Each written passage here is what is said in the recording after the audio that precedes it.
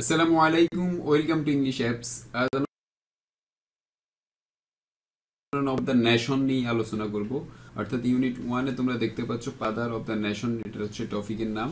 জাতির পিতা সম্পর্কে এখানে অনেকগুলো প্যাসেজ রয়েছে, সেই প্যাসেজগুলো নিয়ে আজকের ক্লাসটি আমরা করব।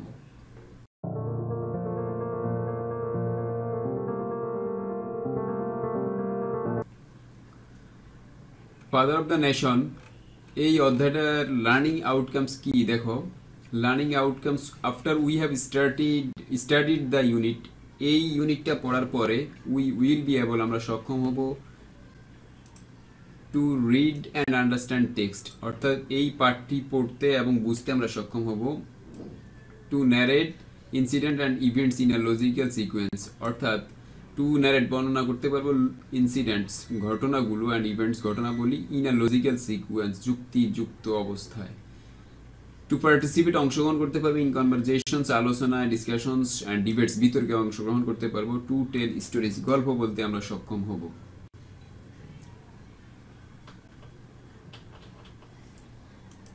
তারপরে দেখো লেসন 1টা রয়েছে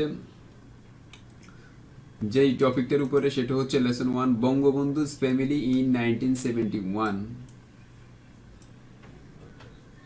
অর্থাৎ এই প্যাসেজটা হচ্ছে বঙ্গবন্ধুর পরিবার ইন 1971, 1971 সালে বঙ্গবন্ধু পরিবার সম্পর্কে এই প্যাসেজটা। এখন এই প্যাসেজটার মধ্যে কি কি রয়েছে দেখো। এখানে রয়েছে লুক অ্যাট দ্য ফিক্সার, ছবিগুলোর দিকে তাকাতে বলা হয়েছে। এখানে দেখো দুইটা ছবি দেওয়া রয়েছে, ফিক্সার 1 এবং ফিক্সার 2। যে ফিক্সার 1-এ বঙ্গবন্ধু পরিবারের সদস্য, ফিক্সার 2-তেও বঙ্গবন্ধু পরিবারের সদস্যদের ছবি দেওয়া রয়েছে। অ্যান্ড এবং ডিসকাস আলোচনা করো the following questions in fair, জোড়া জোড়া প্রশ্নগুলোর উত্তর দেওয়ার চেষ্টা করো। প্রথম প্রশ্ন যেটা করেছে সেটা হচ্ছে who can you see in the fixers, তুমি ছবিতে কাদেরকে দেখতে পাও। 2 নম্বর প্রশ্ন করা হয়েছে what do you know about them, তুমি তাদের সম্পর্কে কি জানো। 3 নম্বরে বলা হয়েছে were those people during the liberation war, মুক্তিযুদ্ধের সময় ওই সমস্ত মানুষজন কোথায় ছিল। এই 3টা প্রশ্নের উত্তর আমাদেরকে দিতে বলা হয়েছে। এই 3 প্রশ্নগুলোর আলোকে আমরা এখন এই প্যাসেজটার মধ্যে পড়বো, তাহলে উত্তরগুলো পাবো। বলা হয়েছে B number read the text, পার্টটি পড়ো অ্যান্ড এবং answer the questions that follow, প্রশ্নগুলোর উত্তর দিতে বলা হয়েছে। দেখো it was the night of 25th March 1971। It was the night, এটা ছিল রাত অফ 25th মার্চ, 25শে মার্চ রাত ছিল 1971, 1971 সালের 25শে মার্চ রাত ছিল। দেয়ার ওয়াজ ছিল আ ফুল অফ, দেখো আ ফুল অফ এটা হচ্ছে একটা ফ্রেজ ওয়ার্ড, অর্থ হচ্ছে পরিপূর্ণ। আ ফুল অফ মানে পরিপূর্ণ। কোয়াইটনেস, কোয়াইটনেস শব্দের অর্থ হচ্ছে নিস্তব্ধতা। অ্যানি ড্যাবলাস যদি কোনো শব্দের শেষে থাকে সেটা হচ্ছে নাউন, আর হোয়াইটনেস শব্দটি নাউন, এটার অর্থ হচ্ছে নিস্তব্ধতা। তাহলে দেয়ার ওয়াজ আ ফুল অফ কোয়াইটনেস, নিস্তব্ধতায় পরিপূর্ণ ছিল অ্যাট বঙ্গবন্ধুজ হোম, বঙ্গবন্ধুর বাড়িতে, অ্যাট ধানমন্ডি রোড নং 32, ধানমন্ডির 32 নম্বর বাড়িতে নিস্তব্ধতা পরিপূর্ণ ছিল থ্রু আউট দ্য ডে, সারা দিন ব্যাপী। Bangabandhu Sheikh Mujibur Rahman and his family members, এবং তার পরিবারের সদস্যবৃন্দ, বঙ্গবন্ধু শেখ মুজিবুর রহমান এবং তার পরিবারের সদস্যবৃন্দ কুড অ্যাপ্রিহ্যান্ড, বুঝতে পেরেছিল। অ্যাপ্রিহ্যান্ড শব্দের অর্থ হচ্ছে বুঝতে পারা, অর্থাৎ কুড অ্যাপ্রিহ্যান্ড আগে থেকেই বুঝতে পেরেছিল দ্যাট যে সামথিং ট্রাজিক, কিছু মর্মান্তিক, ট্রাজিক শব্দের অর্থ হচ্ছে মর্মান্তিক, ওয়াজ গোয়িং যাচ্ছিল, টু হ্যাপেন করতে, কিছু মর্মান্তিক ঘটনা ঘটতে যাচ্ছিল। তোমরা দেখতে পাচ্ছ something tragic was going to happen, এই যে ওয়াজ গোয়িং টু হ্যাপেন এটা হচ্ছে ফার্স্ট কন্টিনিউয়াস টেন্স। কারণ আমরা জানি ফার্স্ট কন্টিনিউয়াস টেন্সের স্ট্রাকচার হচ্ছে subject plus was were plus verb plus ING. সুতরাং এখানে সামথিং ট্রাজিক এটা হচ্ছে সাবজেক্ট, ওয়াজ হচ্ছে auxiliary verb, going verb plus ING, সুতরাং এটা past continuous tense. That means Bangabandhu Sheikh Mujibur Rahman এবং তার পরিবারের সদস্যরা বুঝতে পেরেছিল যে কিছু মর্মান্তিক ঘটনা ঘটতে যাচ্ছিল। Gun shots were heard around the city, gun shots গোলা বারুদের শব্দ, ওয়ার হার্ড শোনা যাচ্ছিল, অ্যারাউন্ড দ্য সিটি সারা শহরব্যাপী গোলা বারুদের শব্দ শোনা যাচ্ছিল। বঙ্গবন্ধু's এল্ডেস্ট সন, বঙ্গবন্ধুর বড় সন্তান Sheikh Kamal was out of home, বাসার বাহিরে ছিল। বঙ্গবন্ধুর বড় সন্তান শেখ কামাল ওয়াজ ছিল আউট অফ হোম, বাসার বাহিরে। ফর ফর্মিং গঠন করার জন্য, ব্যারিকেডস ব্যারিকেডস গঠন করার জন্য তিনি বাসার বাইরে ছিলেন। Against the Pakistan army, Pakistan সেনাবাহিনীদের বিরুদ্ধে ব্যারিকেড গঠন করার জন্য তিনি বাসার বাইরে ছিলেন। এখন প্রশ্ন হচ্ছে পাকিস্তান আর্মি এরা কারা, সেটা বর্ণনা দেওয়া হয়েছে। পাকিস্তান আর্মি কারা? পাকিস্তান আর্মি হচ্ছে who had been killing people indiscriminately that night, who had been killing যারা হত্যা করতেছিল পিপল মানুষজনকে, ইনডিসক্রিমিনেটলি দ্যাট নাইট ওই রাতে মানুষ হত্যা করেছিল, তার হচ্ছে পাকিস্তান আর্মি। ইনডিসক্রিমিনেটলি এই শব্দটা হচ্ছে অ্যাডভার্ব, কেননা শব্দের শেষে যদি এলওয়াই থাকে, অ্যাডজেক্টিভের শেষে যদি এলওয়াই থাকে তাহলে সেটা অ্যাডভার্ব। ইনডিসক্রিমিনেটলি শব্দটা হচ্ছে অ্যাডভার্ব, এটার অর্থ হচ্ছে নির্বিচারে। তাহলে বলা হয়েছে যে বঙ্গবন্ধু's eldest son Sheikh Kamal who was out of home for forming barricades against the Pakistan army, Pakistan সেনাবাহিনীর বিরুদ্ধে বঙ্গবন্ধুর বড় ছেলে শেখ কামাল ব্যারিকেড গঠন করায় ব্যস্ত ছিলেন, বাসার বাইরে ছিলেন।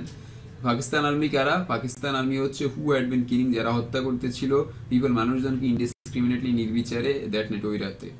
বঙ্গবন্ধু ডিসাইডেড, বঙ্গবন্ধু সিদ্ধান্ত নিয়েছিলেন টু সেন্ড, পাঠাতে, দ্য গার্ডস, মেয়েদেরকে, অফ দ্য ফ্যামিলি, বঙ্গবন্ধু পরিবারের মেয়ে সদস্যদেরকে পাঠাতে সিদ্ধান্ত নিয়েছিলেন টু আ সেফার প্লেস, একটা নিরাপদ স্থানে, ফর দ্য নাইট, ওই রাত্রে একটা নিরাপদ স্থানে পাঠানোর জন্য সিদ্ধান্ত নিয়েছিলেন। অ্যান্ড এবং হি গেভ, তিনি দিয়েছিলেন, দেয়ার রেসপন্সিবিলিটি, তার দায়িত্ব দিয়েছিলেন। দেখো রেসপন্সিবিলিটি শব্দটি হচ্ছে নাউন, এটা শেষে আইটি ওয়াই রয়েছে। আপনি কোনো শব্দের শেষে যদি আইটি ওয়াই থাকে তাহলে সেটা নাউন হয়। তাহলে রেসপন্সিবিলিটি অর্থ হচ্ছে দায়িত্ব।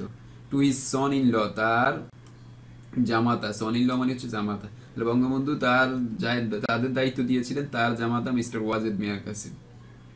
বঙ্গবন্ধুর ডটার, বঙ্গবন্ধুর কন্যা Sheikh Hasina, who was expecting, যিনি প্রত্যাশা করতেছিলেন। হু ওয়াজ এক্সপেক্টিং, এটা হচ্ছে first continuous tense, was plus বার প্লাস আইএনজি, এটা হচ্ছে ফার্স্ট কন্টিনিউয়াস টেন্স। তাহলে বঙ্গবন্ধু শেখ মুজিবুর রহমানের কন্যা Sheikh Hasina, who was expecting, যে প্রত্যাশা করতেছিল, আ বেবি, একটা সন্তান, সুন, শীঘ্রই, অ্যালং উইথ হার সিস্টার, এবং তার সাথে শেখ রেহানা অ্যান্ড এবং হার কাজিন ফরিদা। কাদেরকে কাদেরকে? তাহলে শেখ হাসিনা, শেখ রেহানা এবং শেখ মানে ফরিদাকে ওয়ার সেন্ট, পাঠানো হয়েছিল to a house at road নং 15, ধানমন্ডির 15 নম্বর রোডে একটা বাড়িতে পাঠানো হয়েছিল, ফর দ্যাট নাইট, ওই রাত্রে। বঙ্গবন্ধুর ওয়াইফ, বঙ্গবন্ধুর স্ত্রী Begum Fazilatunnesa Mujib stayed with him, তার সাথে অবস্থান করেছিলেন। তাহলে বঙ্গবন্ধুর স্ত্রী বেগম ফজিলাতুন্নেসা মুজিব বঙ্গবন্ধুর সাথে অবস্থান করেছিলেন। এই হচ্ছে প্রথম অংশের অর্থ। তারপর আমরা দ্বিতীয় অংশে চলে যাব। দ্বিতীয় অংশটা হচ্ছে জাস্ট বিফোর মিডনাইট, মধ্যরাত্রে ঠিক আগ মুহূর্তে, বঙ্গবন্ধু সেন্ট, বঙ্গবন্ধু পাঠিয়েছিলেন দ্য ডিক্লারেশন অফ ইন্ডিপেন্ডেন্স, স্বাধীনতার ঘোষণা পাঠিয়েছিলেন। বঙ্গবন্ধু স্বাধীনতার ঘোষণা পাঠিয়েছিলেন। তাহলে কি হলো? বঙ্গবন্ধু সেন্ট, বঙ্গবন্ধু পাঠিয়েছিলেন দ্য ডিক্লারেশন অফ ইন্ডিপেন্ডেন্স, স্বাধীনতার ঘোষণা পাঠিয়েছিলেন টু মিস্টার জহুর আহমেদ চৌধুরী, জহুর আহমেদ চৌধুরীর কাছে পাঠিয়েছিলেন অ্যাট চিটাগাঙে, ভায়া ওয়্যারলেস। কিসের মাধ্যমে? প্রশ্ন যদি আসে কিসের মাধ্যমে পাঠিয়েছিলেন? ওয়্যারলেসের মাধ্যমে। অ্যাট দ্য ডার্কেস্ট পার্ট, এই সবচেয়ে অন্ধকার অংশ, অফ দ্যাট নাইট, ওই রাতের সবচেয়ে অন্ধকার অংশ, দ্য পাকিস্তান আর্মি, পাকিস্তান সেনাবাহিনীরা, সারাউন্ডেড, চারপাশে ঘিরে ধরেছিল, হিজ হোম, তার বাড়ির চারপাশে ঘিরে ধরেছিল, অ্যান্ড এবং স্টার্টেড, শুরু করেছিল, ফায়ারিং অ্যাট র্যান্ডম, গুলি করতে শুরু করেছিল এলোমেলোভাবে। তাহলে ওই রাতের সবচেয়ে অন্ধকার অংশ হচ্ছে সেই রাতে এই Pakistan army surrounded his home, তার বাড়ি ঘিরে ধরেছিল, and started firing at randomly হচ্ছে গুলি করতে শুরু করেছিল। দ্য সিচুয়েশন অ্যাজিটেটেড, সিচুয়েশন বা অবস্থার উত্তেজিত করেছিল বঙ্গবন্ধুকে অনেক বেশি উত্তেজিত করেছিল।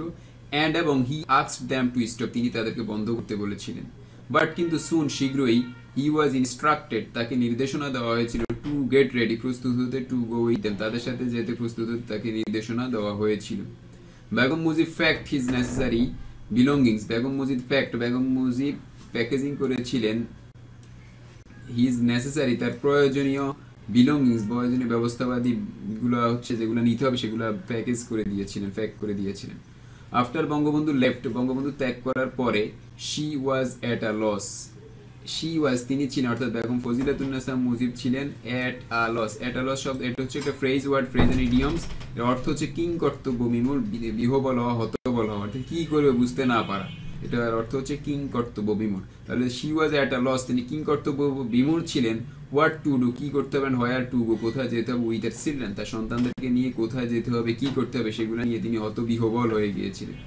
হাউএভার, যাই হোক, being a supportive wife of the great leader, এই মহৎ নেতার এই সাপোর্টিভ ওয়াইফ হওয়া, all time, all through her life, তার সারা জীবনে নিয়ে, তিনি শীঘ্রই তিনি ফুলড আপ গুটিয়ে নিয়েছিলেন, হার মেন্টাল স্ট্রেংথ, মানসিক শক্তি গুটিয়ে নিয়েছিলেন। বাট কিন্তু হার অ্যাংজাইটি, তার দুশ্চিন্তা, কন্টিনিউড, চলছিল, till the end of the war, যুদ্ধ শেষ হওয়া পর্যন্ত তার দুশ্চিন্তা চলেছিল। এই হচ্ছে আমাদের প্রথম প্যাসেজটির প্রথম অংশ আমি পড়েছি, বাকি অংশ আমি নেক্সট ক্লাসে আলোচনা করব। তাহলে আশা করি তোমরা বুঝতে পেরেছো। নেক্সট ক্লাসটি আমরা পরবর্তী ক্লাসে বাকি অংশ নিয়ে আলোচনা করবো। তাহলে সেই পর্যন্ত সবাই ভালো থাকো, সুস্থ থাকো, আল্লাহ হাফেজ।